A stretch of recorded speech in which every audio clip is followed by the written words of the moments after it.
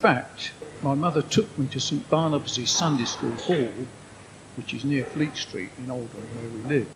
And I believe it was a Church of England school, and I do not remember too much about that. Say this, I do remember this occasion, when the preacher was preaching, I fell asleep. But I do not understand and cannot recall anything that was said. But I do know that my mother sent me there. We came from Oldham when I was about the age of 5 or 6 years old and moved to Watford. There my mother sent me to a Sunday school in North Watford, and I'm led to understand that it was a congregational Sunday school, but I'm not quite sure again. My mother's here, she could confirm this later. But what I can remember from those days was this. Struck out in my mind when I heard of what the Lord Jesus Christ came to do, or understood and saw some of the things which he did when he was on earth. How is it that when he was nailed to the cross and put to the cross and put to death, why did he not come down and confound all his enemies? Because he could have done so. You see the evidence recorded in the Bible of how the Lord Jesus raised up dead men. Many incidences. He healed those that were sick. He healed those with various diseases. The Lord Jesus Christ was able to help the most needed, those that could not help themselves. The Lord Jesus Christ was able to heal the deformed. The Lord Jesus Christ had power on earth to stop the winds from blowing, to stop the tempests from blowing, as he demonstrated, and it's demonstrated in the Word. And my question was this, and I always used to listen and wonder, when the Lord Jesus Christ was being crucified, I always used to sit on the edge of the pew and wonder, hoping, as it were, surely this cannot be the end. And they nailed him to the cross, and he died and was put in a tomb. Now that is all I can remember of the Lord Jesus in the Gospel from a child. I did not understand why he was put to death, nor the purpose of God in sending him to die the way he did.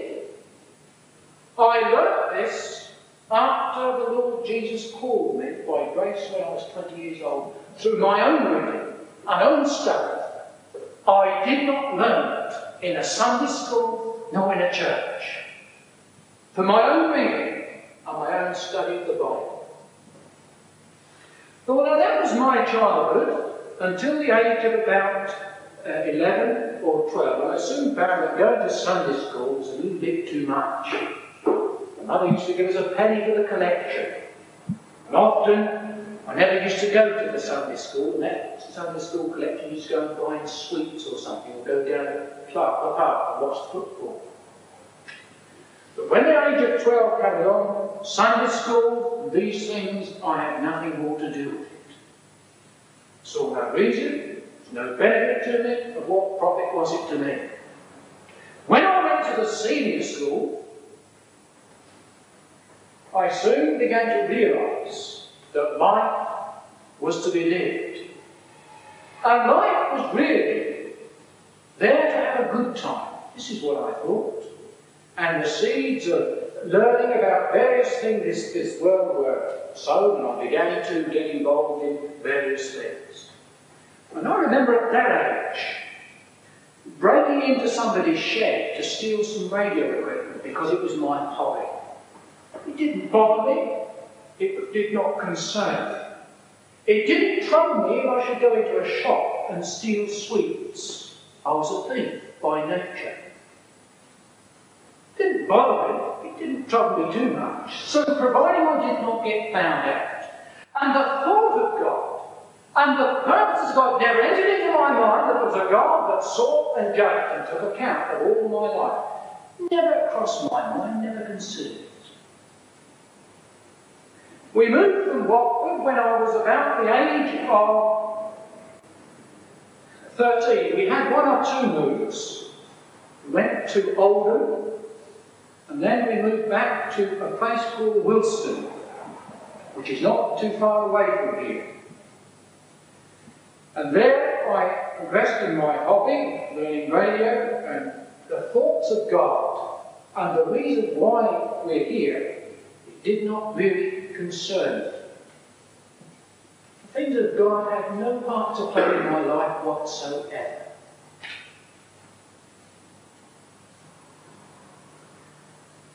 We moved from Wilson when I was about 14 years old, or 13 years old, to Amesbury. And in the summer holidays, I remember getting involved with a young man stealing bushfires. And it didn't bother me that I should do this and cause trouble to anyone. I was more concerned about getting found out.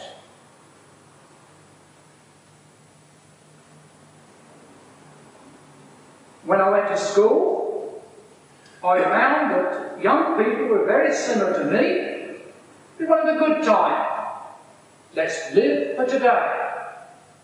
As it were, I thought, because tomorrow we're going to die. Let's live it up today. When I came to leave school, I began to mix with the boys in Aylesbury in the town centre.